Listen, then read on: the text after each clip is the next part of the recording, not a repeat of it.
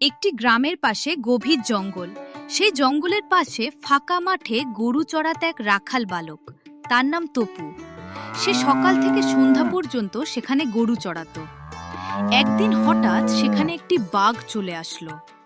বাঘের গর্জন শুনে গরুগুলো সব ছুটে পালালো।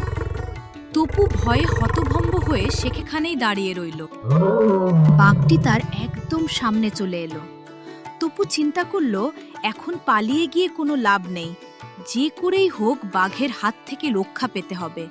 সে বাঘটিকে বলল, বাঘ মামা, আমাকে খেও না। আমি এক গরিব রাখাল। বাড়িতে আমার দুঃখিনী মা আমার অপেক্ষায় বসে আছে। আমি খুব ক্ষুধার্ত, অনেক দিন হলো কোনো শিকার পাইনি। তোকে না খেলে আমি তো খিদেতে মারা পড়ব রে। তুই আমার আজকের শিকার, তুই আমার হাত থেকে বাঁচতে পারবি না। তোকে খেয়ে আমি আমার খিদে মেটাবো। কিন্তু বাঘ মামা, আমাকে খেলে তো তোমার পেট ভরবে না। বরং তুমি আমার সাথে আমাদের গ্রামে চলো।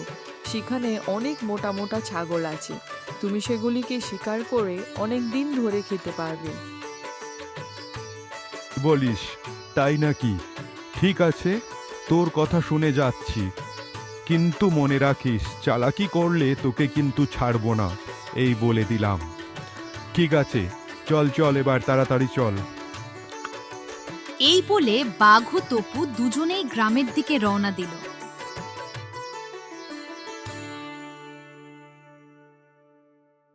সূর্যিমামা তখন মধ্য আকাশে।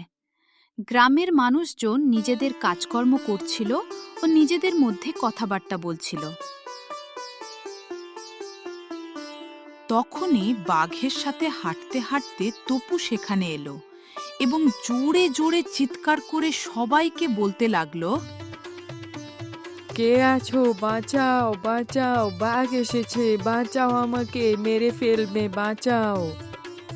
রাখাল বালকের চিৎকার শুনে গ্রামের সবাই লাঠি সোঁটা নিয়ে বাঘটিকে মারার জন্য তেড়ে এলো। ধরো ধরো, সবাই মিলে বাঘটাকে ধরো, ওকে এক্ষুনি মেরে ফেলবো, ধরে বাঁধো ওকে। হ্যাঁ হ্যাঁ, ধরো তো বেটাকে, ধরো। ওরে বাবারে, এ কি ফ্যাসাদে পড়লাম রে বাবা। না না, এখানে আর থাকা যাবে না। হে রাখাল বালক, তুমি আমাকে ঠকালে, আমি তোমাকে দেখে নেব। এই বলে বাঘটি তখনই সেখান থেকে ছুটে পালালো। দেখলে তো বন্ধুরা, বুদ্ধি ও সাহস থাকলে যে কোনো বড় বিপদ থেকেও খুব সহজেই রক্ষা পাওয়া যায়। তাই বিপদে পড়লে কখনো ভয় পেও না।